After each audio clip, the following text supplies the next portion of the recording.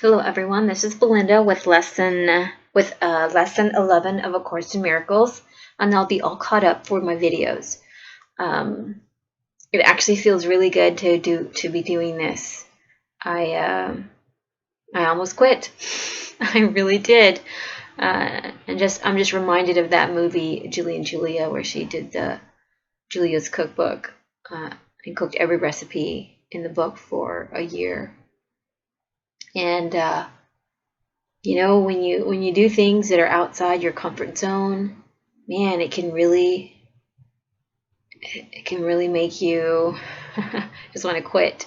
And I definitely felt that the last few days. So I hope that what I've been sharing with you has been a little helpful.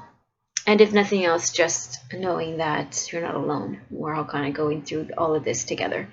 And in the end, it'll be so much worth it. We'll all have just a much better home. Whether this place is real or not, it's still, I still want it to be a fun, beautiful place, whether it's real or not. Okay, so lesson 11 states that my meaningless thoughts are showing me a meaningless world.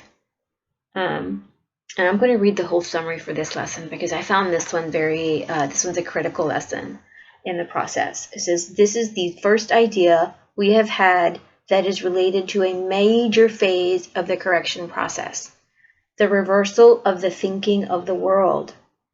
It seemed as if the world determines what you perceive. Today's idea introduces the concept that your thoughts determine the world you see. My thoughts determine the world I see. And, I'm stuck in the past, but for a while I saw a very unpleasant world, and to make myself responsible, I saw that world because that is what I chose to think. Man, that puts a lot of power on us, and it puts a lot of importance on what we think, and then it comes back to if these thoughts that I'm thinking are meaningless, therefore I'm seeing a meaningless world. Man, that is on our shoulders, folks. That's on us. And I think about, this stuff that's been going around. I don't watch the news at all anymore, because it just makes you depressed, and it supports that meaningless world. And I'm not supporting that anymore. So it's on us. We need to start looking at the things that we think. And I've been going. This supports the law of attraction. What you think, you create. What we think, we create. What we think, we see in the world. So we're the ones that are thinking about the attacks and the rapes and the murders and all of the criminal stuff. But we also think about the beauty and the kindness and the compassion and the support for one another. And I think if we just were a little more aware and conscious of what we actually thought, we'd have heaven on earth. We really would. So the next paragraph states, actually, let me finish this one. Today's idea introduces a concept that your thoughts determine the world you see. Be glad indeed to practice the idea in its initial form, for in this idea is your release made sure. The key to forgiveness lies in it. The practice periods for today's idea are to be undertaken somewhat differently from the previous ones. Begin with your eyes closed and repeat the idea slowly to yourself. I'm going to pause here. Slowly. I grew up in a religion, the Catholic religion, and, we would do our prayers that we would repeat over and over. And I remember sitting in a rosary prayer, and there would be somebody leading us. Sometimes, people didn't really want to be there, so they would rush through the prayers. And I And that's how I used to say my mantras and my prayers, just really hurried. But I've noticed if you slow down and you really feel every word you're saying, oh my gosh, it changes you. You feel the energy in your body. You stop being numb. You stop being numb. So this slowly to yourself is important. Then open your eyes and look about, near and far, up and down, anywhere.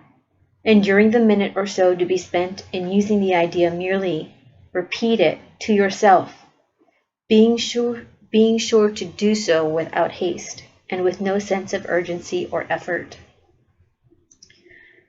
To do these exercises for maximum benefit, the eyes should move from one thing to another fairly rapidly, since they should not linger on anything in particular. The words, however, should be used in an unhurried, even leisurely fashion. The introduction to this idea in particular should be practiced as casually as possible. It contains the foundation for the peace, relaxation, and freedom from worry that we are trying to achieve. On concluding the exercises, close your eyes and repeat the idea once more slowly to yourself. 3 practice periods today will probably be sufficient. However, if there is little or no uneasiness and an inclination to do more, as many as 5 may be undertaken. More than this is not recommended. This one is a shift. That's where we take responsibility for the things that we think. And if you studied A Course in Miracles, if you studied the law of attraction in any way, it is our thoughts that create our reality. And I believe that. I've seen evidence of it. It's taken a long time for me to undo myself from where I started. But that's how we're going to change the world, by changing one mind at a time. And people act like focusing on your thoughts and your awareness is pointless and a waste of time. But it's some of the hardest work out there. It can be just as exhausting as digging a ditch. It can be just as exhausting as running a multi-million-dollar business. And it's just as, if not more important than those things. So our affirmations for today is that I allow myself to create, with my thoughts, the beautiful world that I choose to live in.